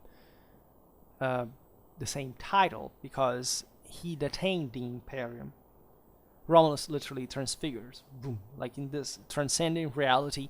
He appears in a cloud in the Campus Martius, and so this great fit was practically achieved. Then eventually the kings fall out of standard, so the nobility thinks that they can take over the system, and they manage to rule and to bring Rome further. So when you look at this in Augustan perspective, especially, so from the moment onwards which the title of imperator came to designate the holder of political power to cour as the supreme head of the armed forces primarily, so of the Roman, not just citizens in arms, but literally of the Roman freemen warriors, as it had been ancestrally, you realize that what we said about the restoration of the Golden Age according to prophecy, between the Bronze and the Iron ones, it would fit in this Roman chronology, this universal chronology, because all peoples, those of the 4 years, represented literally the restoration of this de facto monarchic role, right? Augustus, again, was extremely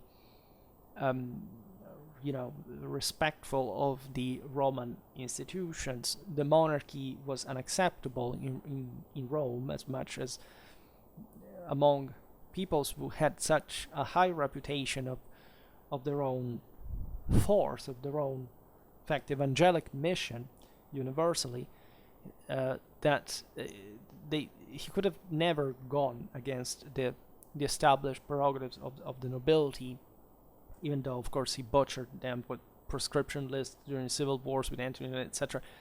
But denying, in that sense, that the Romanness of which essentially the substantiated themselves was not fit. Of course, he was to rule on a real world with a real establishment. This could not be eliminated. But the fact that he would essentially be the imperator, in holding the imperium, as you know, for life, in that sense, of course, the imperium remained in the magistracies too. So this was seen as a sort of emanation from the same Augustus, who literally says, by my auspices, that is to say, it's as if he had literally been the medium in contact with the divinity, eventually telling others what to do, and the others, just because of the divine wisdom, would just obey,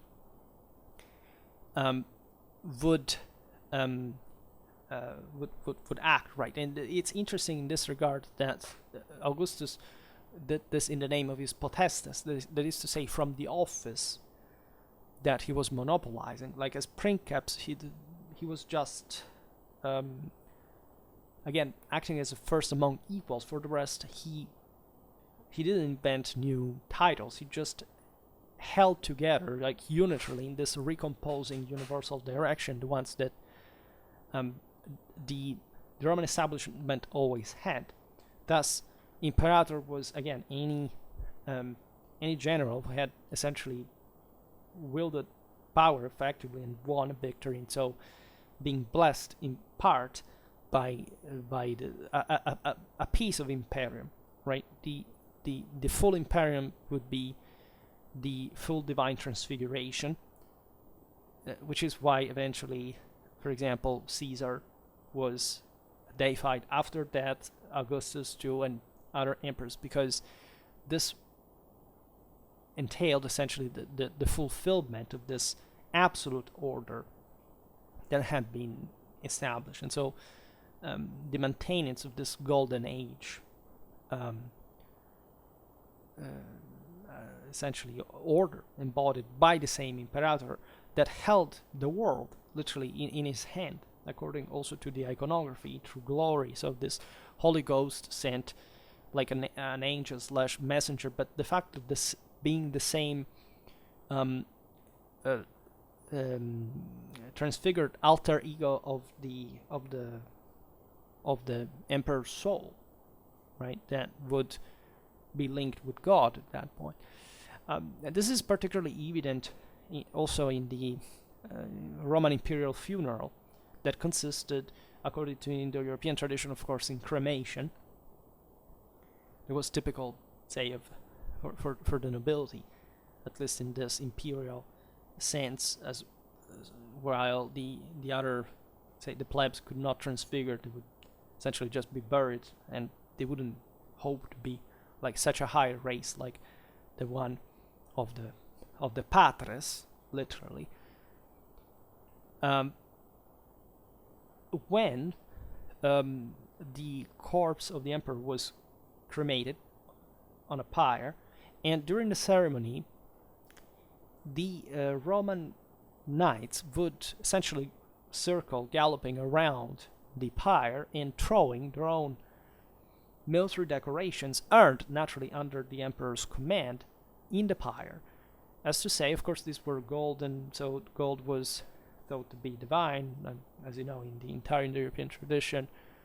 And so the concept being that the soul, first of all, so that there would be this kind of literal transfiguration with the soul flying to heaven and bringing with her the imperium that belonged in that sense to the man slash god at that point. So it was the single most solemn eventuality. Of course there was an adaptation to the original meaning, because Romulus had literally disappeared. Now we can't digress on how the material dimension was dealt with the remains, the ashes specifically, but that was not considered to be part of the divine element, of course, and it was just seen like a sort of a mixed remain of, let's say, where in theory it shouldn't have even been the rest of a physical body. But let's skip this aspect for now.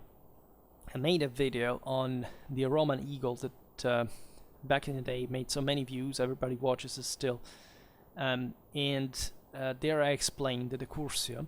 So if you're interested, we can also make further videos on it, because it's an interesting and an eagle. This is the interesting thing. A living eagle was liberated in front of the pyre. So the eagle would fly high, and it would be the same emperor's soul transported to the sun. It was essentially a Uranic Apollonian Fabic myth, where the bird was the only one who could watch the sun straight with its eyes, and so it embodied the same imperial power, the Roman legions. This symbol that is an omen that they shall conquer all against whom they march. Flavius Josephus wrote, when talking about properly what the legionnaires thought themselves by marching behind the eagle. And they literally believed that. These people were spirited in thinking that they actually accomplished the thing in that manner. And in the Roman elite, the Roman establishment, the Roman leadership thought this. They were all essentially competing for that power. They were all believing that they were the best, right? They would have, at least in relative terms to each other, that they would have had to reach power and to maintain it. And the accomplishments were objectively very well admired, and nobody really could deny. If you look at what happened during the period of civil wars in the 1st century BC, you realize that even political opponents acknowledged that, say, Caesar's victories were were due to, as we've seen before with Cicero's quote, a divine capacity, divine nature. And the Roman heroes, so the past establishment, were revered, were seen as supernatural, right? As just Alexander was, and generally speaking, commanders in the ancient world were. There was a great memory of these events, because today we learn history like saying, what did this guy do, and who's this guy, who cares? At the time, you call the name of Alexander was something where Caesar himself would cry for, right? When he looked at Alexander's statue in Cordoba and said, "Oh my God, I'm older than him. I still haven't accomplished anything of what he did back in the day." And or Augustus, actually at the time, still Octavian, that when taking over Egypt would visit Alexander's coffin, which was obvious. And just think what would, in that sense, an Octavian think, as being the adoptive son of Caesar, the man, again, to whose thicket the Roman would kneel, and that was thought to have been able to essentially exit the res publica metaphysically and saving it by dominating the fortune, daughter and mother of gods in Rome. So these are the powerful things that one has to think when, what does it mean Augustus restored the Golden Age? He saw himself really as an observer, rather, what Caesar even had done by recomposing the unity of the Roman Republic. It had been broken, of course, by sacrilege, because the problem was religious. Whose fault is that? Somebody had not been pious enough. I'm making it very simple, but the concepts at the core are fundamentally these ones.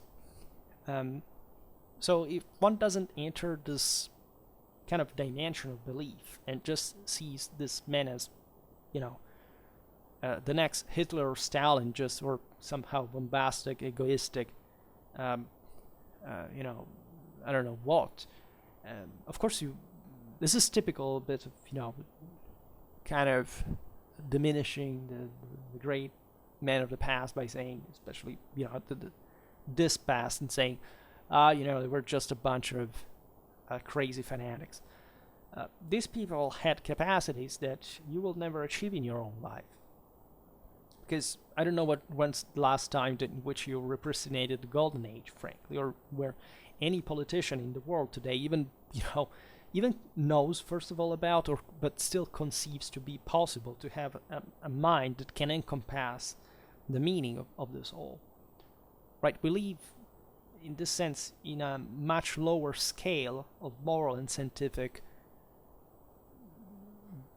dignity to these men. And the way their past is, in fact, is still misrepresented, or properly mocked, or used just as a tool to inflate one's ridiculous ego, is the measure, again, of how much this man, at least, were aware of the evil of mankind, or how lowly, without pietas and without this universal awareness, the humanity can fall further from its already fallen state, right? And naturally, being an imperator was a pretty big deal, because it's not just that you, of course, accomplish what Augustus did in his lifetime, showing, attributes that, I don't know, just when he walked into the legionary camp of Lepidus, seizing his army just by walking as the son of Caesar, without arms, without, just among legionnaires, could have simply killed him on the spot. It shows you the courage of the man. I mean, you cannot do what these man really did, with a lucidity, by the way, that politically, just this kid essentially becoming the most powerful individual in Rome and managing to play some of the bloodiest games in the cleverest way, right? And sustaining this pressure for decades in a world that was constantly changing, full of threats, where from a battle could depend the entire thing. You gotta give, he wasn't much of a commander himself, but in that sense it wasn't the problem either, because according to tradition, it's literally how strong you are internally that will make the thing, and Augustus did represent the empire, much owing to Agrippa, but in that case, as I understand, also being seen as the divine medium that by his own actions would have also to be able to speak on behalf of God. And thus the imperator, especially from Augustan times onward, had to serve as a model, not just for the troops. So you see the military connection, of course, that was the most important, but in this sense, with the entire, representing the entire Rome, right, the dignity of Rome herself. And so every action was thought to be directed at it. And just think the pressure, and just think the degree by which your mind can be solicited, and like every act, let's say, that goes wrong for some reason is seen as, is he really the one? Gaius Caesar probably died out of depression just because he had failed in his in Armenia, and even wrote to his grandfather by telling him, like, I don't want this anymore. Because just imagine being raised thinking that you have to be the world ruler by divine will, and everything you do must be right, and failing at the first enterprise. It wasn't probably his wound that killed him. That was treated. It was likely the moral breakdown. And so just think of how risky that is, and what it means also to live a life like that, because you may think these people, they were commanding the world. Do you realize the burden that this entails, what it means to rule the world practically, and the price that you have to pay? It's the price of the world entire. So as far as the military side was concerned, of course, an imperator had to embody that military fitness of some degree, even hierarchically, but still so, like inspiring soldiers to action by example and share with them the hardships and dangers of military life. So showing to be just beyond any fatigue, that so would be seen as the proof that every soldier fighting for Rome could be a hero, right? And if not becoming gods themselves, but still being under somebody that whose imperium could elevate them, could bring them to something more, could give them a hope of redemption, of salvation. These things were very important for the soldiers. The entire military cult revolved around, of course, the figure of the emperor. The imperator presented himself as the embodiment of courage, but also of determination. So that specific type of courage that makes you take a step in virtue of knowledge. So you can be courageous, but if you don't understand what's going on, you're just getting yourself killed. You may know things, but being cowardly and not, say, knowing when to act but not acting. Instead, the imperator had to unite all these capacities. He had to own all the virtues, and showing that during the campaign and even fighting, as it did happen, right? Even the emperors, surely, when they followed their men, never failed to be authentic interpreters of this conception of the imperium. Tiberius, for example, is a very overlooked general. Hadrian, Septimius Severus, Caracalla remain in history as true fellow soldiers of the legionaries exactly for this behavior.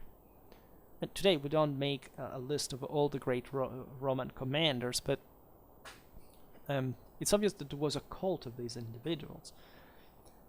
Also in their misfortunes. Think about Germanicus, or the same Drusus for that matter.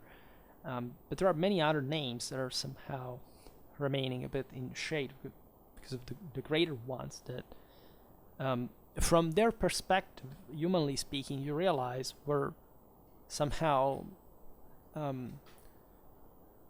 the proof of their own accomplishment existentially, that there was a power in them that was greater, that could bring them more far away. And so also the death was importantly observed, because according to the Romans, differently from the Greeks, for example, that saw death more or less all like a flattening event. Well, the Romans instead thought not just that every person was unique in that, and let's say changing the world forever in their own way, but also that especially the last words, and the way of course they died, and they had died and lived for that matter, would define the person. We've seen it in the video about the Augustan order. Also, the last words of Augustus are quite meaningful regarding this constant, like he literally said that he had been a meme, that he had to put up this mask to be up to the standard, so that, you know, his role, his necessary role in front of the gods would be fulfilled. And this, from the greatest politician in the history of mankind, frankly, is very powerful and worth remembering, even though we can doubt, of course, of the veridicity of these statements. But say there is the behavior of a Stoic there too, which, as you know, in Rome was somehow appreciated because it was kind of more fitting with the Roman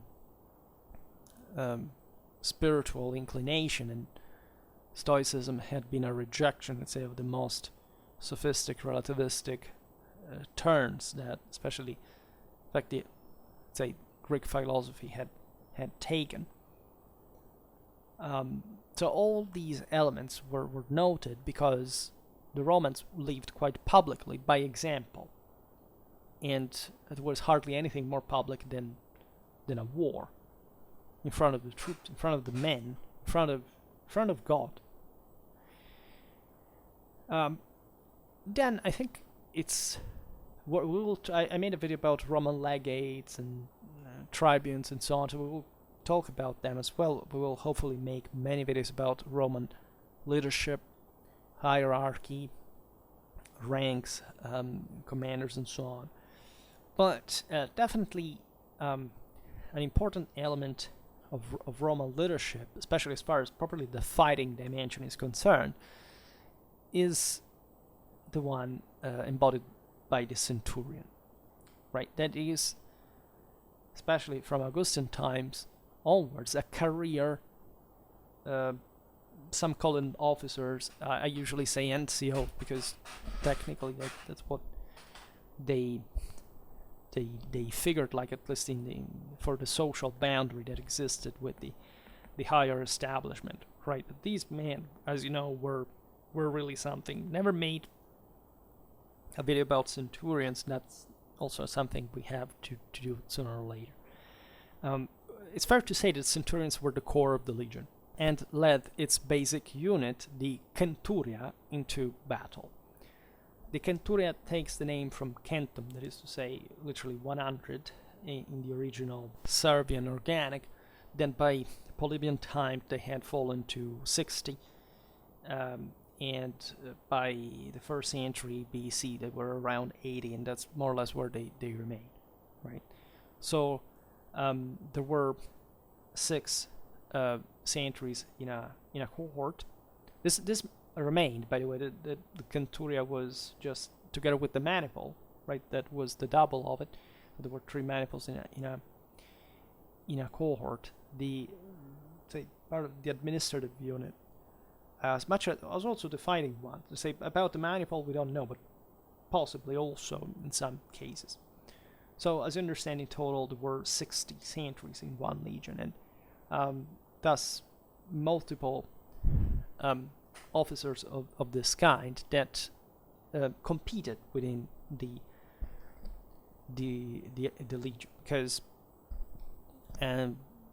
say all these units were somehow autonomous, tactically speaking. The cohort, so the 10th of the legion especially was, and there was properly a hierarchy of the centurions within the same cohort and the cohorts in general, because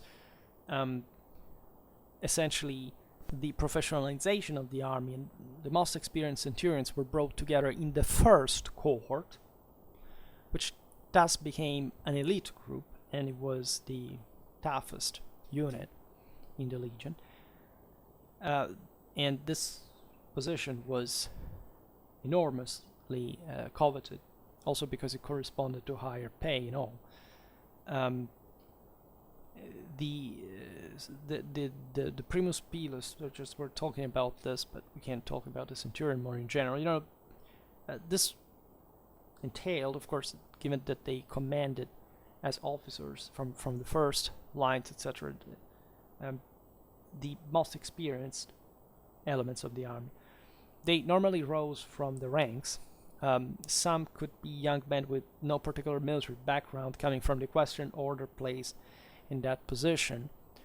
But the whole point of the centurion was this brutal selection that he had undergone or acquired in some way, rising through the ranks. Also because, there weren't too many specialties at the time. You just had to butcher people in large numbers to be an effective soldier, and there was no really other way.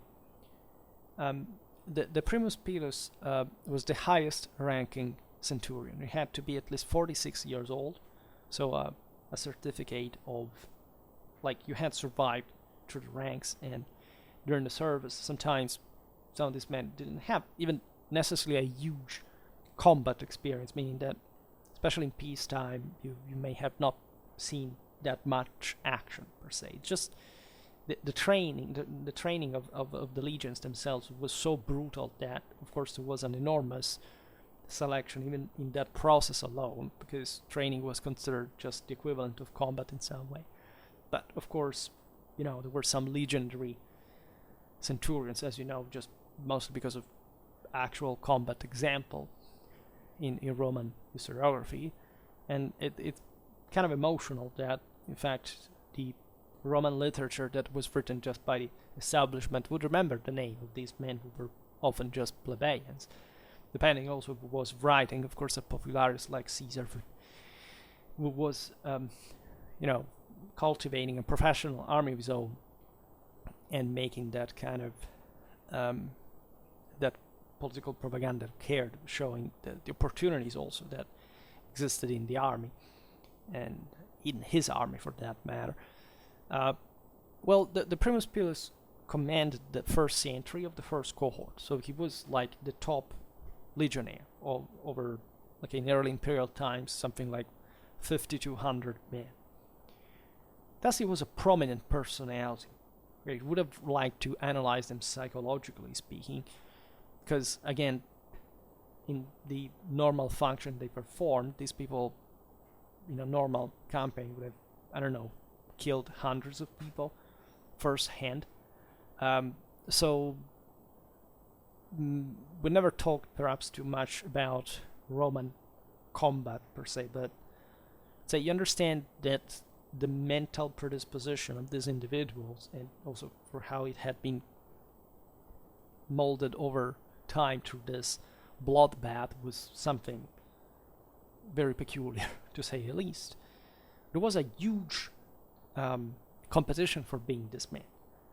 as the primus pilus received an annual salary which in the 2nd century AD was equal to something like 72 sesterces, so 4 times that of an ordinary centurion, and 60 times that of a simple legionary. So in theory, that's how worthy these men really were. In an army that was fully, as we've seen, oiled, active, efficient and effective, you literally count one soldier of this quality only every 60 men. And this is quite a selection, right? And 60 men, by the way, that you have already chosen through a strict selection, both psychologically and physically. And so men that are also voluntaries, by the way, that join. And this tells you the adamantine quality of a primipilus in this regard. Primus pilus or primipilus, you can say it both ways. But again, a true killing machine without any trace of minimal consideration towards any form of human mercy, right? Which is exactly what you must be if you want to be an actual soldier. And consider that these men truly believed in the divine mission as well, because they thought they were rising in the wake of that emperor's divinity. So it was an enormous prestige, aside from the pay and the land and all what you could get with this enormous reputation, by the way, that accompanied you. You could also become a praetorian, a guard, so you could enter really very high circles. There was all a physicality involved, right? This was, again, ancient warfare is exclusively plain butchery, right? And blood ran in ways that, not even in a slaughterhouse you would see. And so the ability and value of the centurions was irrenounceable element of Roman leadership. As we've seen, the centurions, this man that had been promoted to that rank, had been fighting literally for their own recognition during the last centuries of the Republic, because the permanent cadres did not exist. This man could achieve this enormous feats in battle and combat. It would be war heroes, but as we've seen, society was not very equilibrated at that point, and many of them, having served years abroad, literally didn't know anything else but killing people, and so their best employment was to make them kill them more further. So especially Caesar was particularly sensitive to these needs, and he exalted the centurions. The civil wars brought to the necessity of ever more permanent forces being stationed.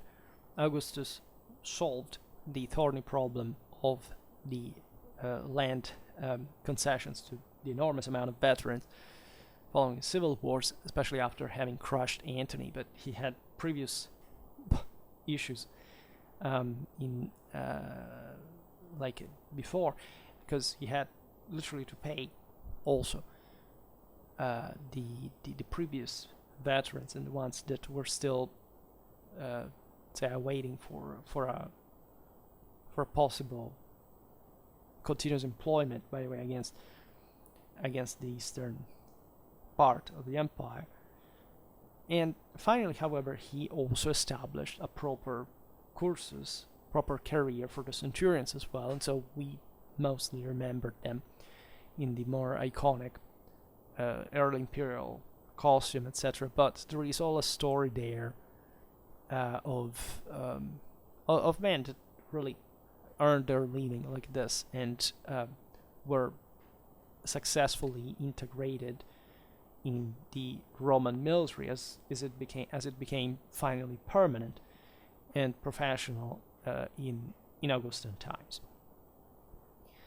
Then again, there would be so much to tell here. What were the disciplinary standards, the there is the episode of Titus Manlius Imperiosus Torquatus in the Legion. I made a video about the Battle of Suessa, but it's quite meaningful because it tells the Roman attitude, the one of the Roman leadership towards duty, so much that a Roman general could kill his son, even though he had been gloriously victorious against, in that case, a Latin foe, but substantially preferring the having essentially infringed his father's orders, and as was a father and a consul at the same time, so he was beheaded in front of the army, and with that sacrifice, of course, the Romans also win because they remain pious, right? But it tells you also the guy had been challenged in single combat by the Latin cavalrymen, so a true Roman could not but do that, as much as a true Roman father and consul couldn't do that as well. So as a consequence, so it's part of Roman outlook on faith, but also in fact the omnipresence of the Roman moral standard within this exemplary and, say, risky episode, also as a war that was challenging Rome and its greatness and so on, and its mere existence, right? Rome was always challenged, and also in the early days risked to literally being wiped out. But it's in this sense this leadership model that managed to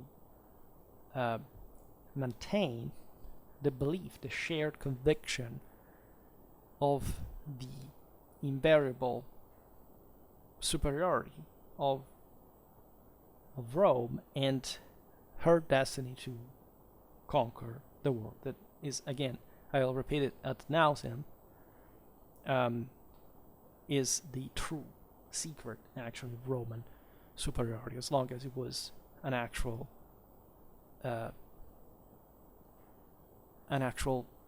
choice, right? Not a random deterministic factor that was somehow not just a trick, a strange random reason why Rome rose to power. No, this thing was made by men quite willingly and clearly and with a confidence in themselves, and I think it's worth of some consideration.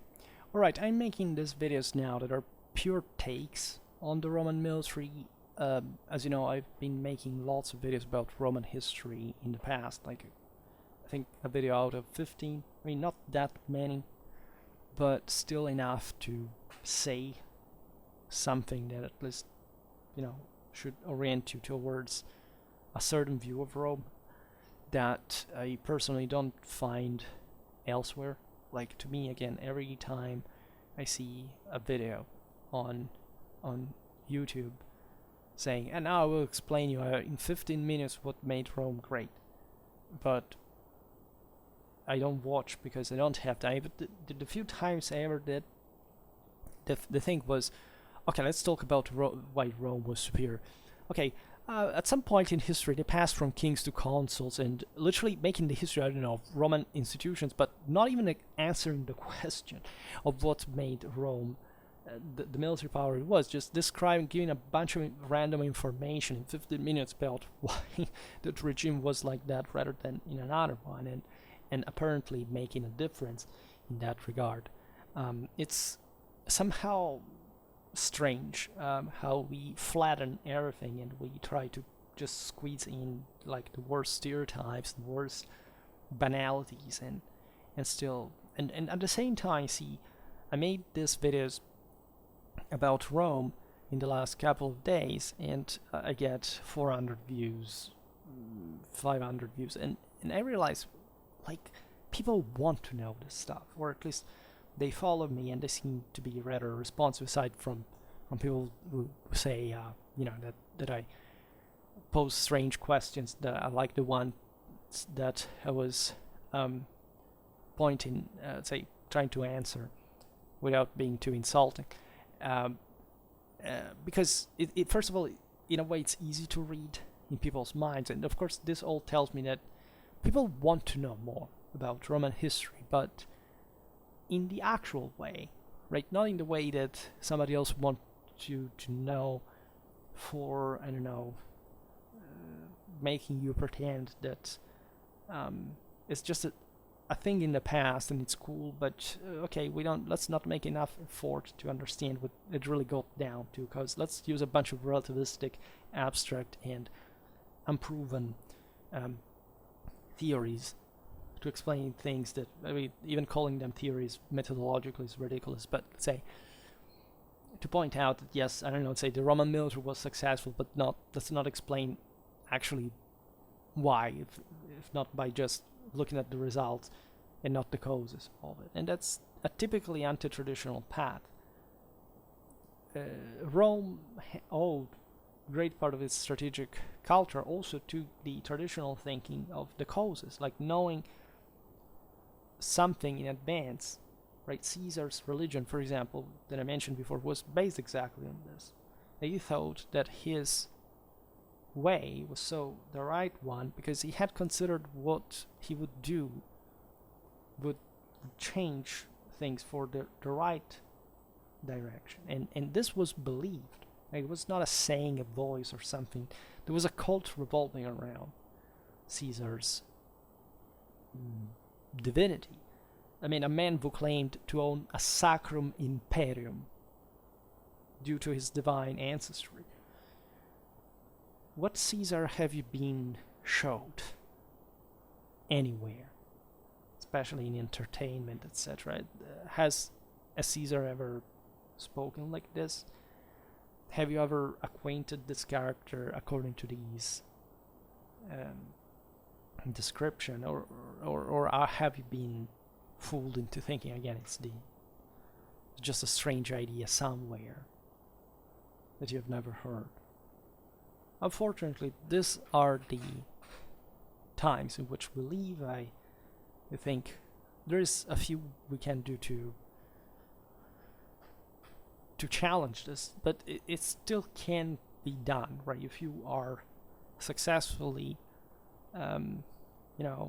aware, first of all, of the implications already by experience, and you know how easy at that point it could be to not say how simple, not easy, but something that has to do just with force, just with sacrifice, just with the vision of the future. Well, at that point you will feel very much in synchrony with the concept, to the point of just doing what, say, I do here, for example. Probably not well, because these videos are all unscripted, so I'm just literally talking out of thoughts. In any case, I will keep making these videos. For today, however, it was about Roman leadership. I stop it here. Just hope that you enjoyed this one. If you did, please share it. Otherwise, leave a like or subscribe to my channel if you're interested in my upcoming content. And for now, I thank you heartily for listening to me. I wish you a nice time and see you next time. Bye.